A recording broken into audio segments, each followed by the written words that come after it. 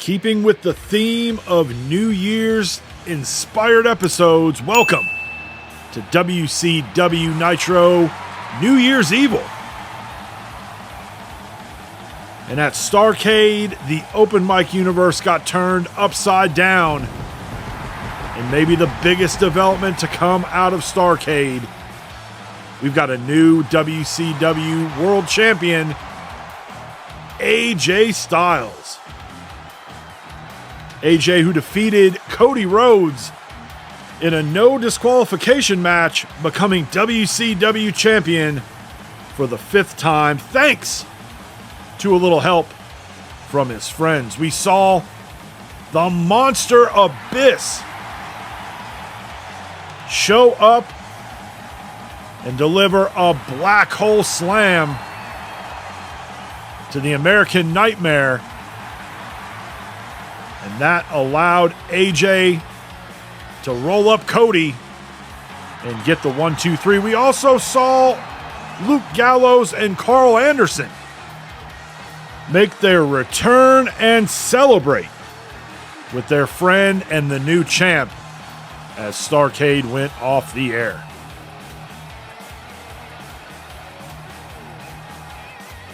AJ says for 3 years he has been the ultimate team player. He's done what's best for WCW, but the more he gave, the more he was taken for granted. The more that people like Luke Gallows and Karl Anderson were taken for granted with the ridiculous contract that they were offered. Or somebody like Abyss, who never got an opportunity because he's from LOL TNA. Well, he and his friends aren't waiting and they're not asking. They are going to take the respect that they are due. Strong words from the new WCW World Champion. Next, we've got a Cruiserweight qualifying match. We're going to see Dragon Lee taking on Ilja Dragunov. This is the first of 3 qualifying matches we're going to see over the next week. And then next week on Thunder, the 3 winners will meet in a triple threat match where the winner will move on to the Royal Rumble and challenge Santos Escobar for the WCW Cruiserweight Championship. In this matchup, we've got Ilja Dragunov, the former Cruiserweight Champion, who for months has been trying to get his championship back. And we have Dragon Lee, who's never held the Cruiserweight title, but is a former WCW television champ. He actually held that title for 11 consecutive months, with this match taking place at the Royal Rumble. The person who is lucky enough to win and earn the opportunity against Santos Escobar does miss out on the opportunity to be in the Royal Rumble.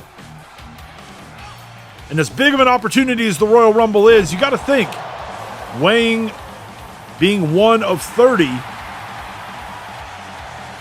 versus being 1 against 1 with a singles title on the line.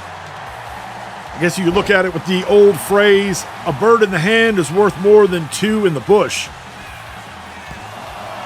Maybe a guaranteed title opportunity versus a potential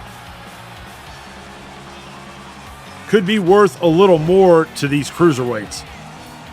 Dragon Lee with that knee exposed, delivering a knee to the head of Ilja Dragunov. Dragunov able to get his shoulder up. Now the Mad Dragon having some trouble getting to his feet. Delivers an elbow.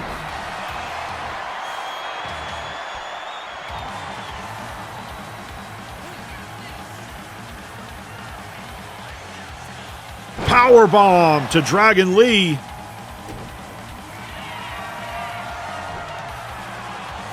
H-bomb delivered by Dragunov. Goes for the cover. And Ilja Dragunov punches his ticket to the #1 contender triple threat match next week on Thunder. Next, we're going to see Oba Femi taking on big Bronson Reed. Here are two guys ready for the Royal Rumble, ready for the opportunity to try to move their career up, find themselves in the main event and world title scene. Neither of these guys will be easy outs for the other competitors in the Royal Rumble. But the one thing that big men have found over the years when it comes to the Royal Rumble, you'll see some unlikely alliances as people work together to try to get the biggest competitors out of the ring. And it's really changed a lot over the years. You know, when it comes to battle royals, you know, guys like Andre the Giant, Big John Studd would be the no-brainer favorites in those style of matches, but not anymore. Here in recent history, we've seen that really the big guys in those Royal Rumbles and Battle Royals are kind of at a disadvantage because the smaller people in that match have learned that if you eliminate the big threat and get him out of the match, then that kind of evens the odds for everybody else.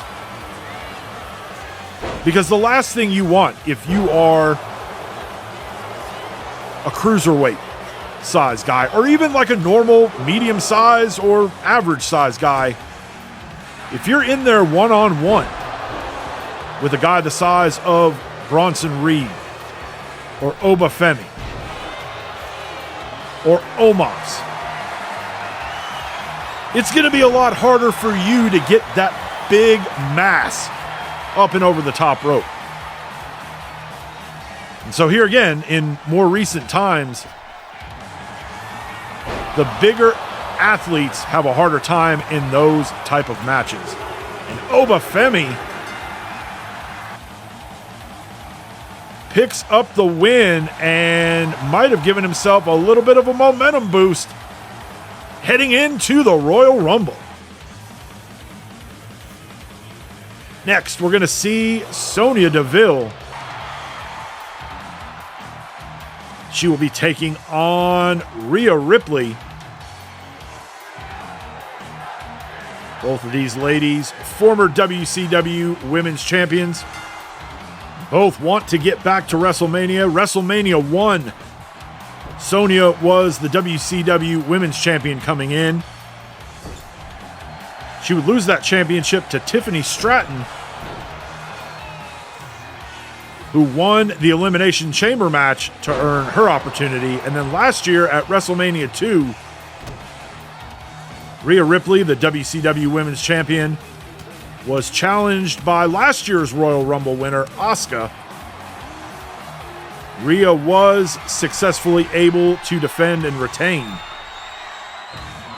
Big splash from Rhea off the top rope.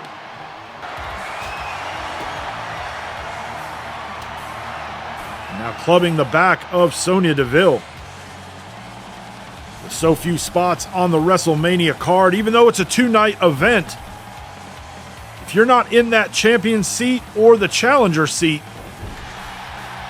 there's a good chance you may miss out on WrestleMania, and nobody wants to do that.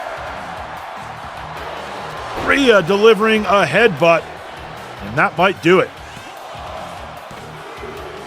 And it will. Rhea Ripley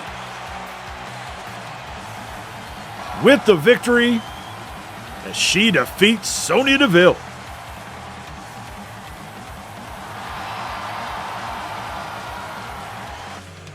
Looks like we're not done yet.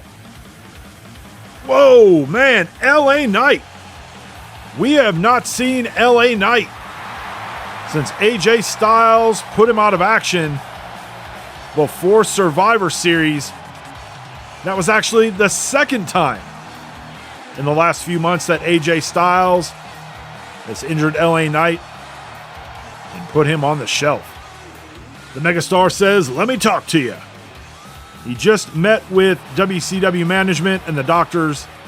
Unfortunately, he will not be entering his name in this year's Royal Rumble.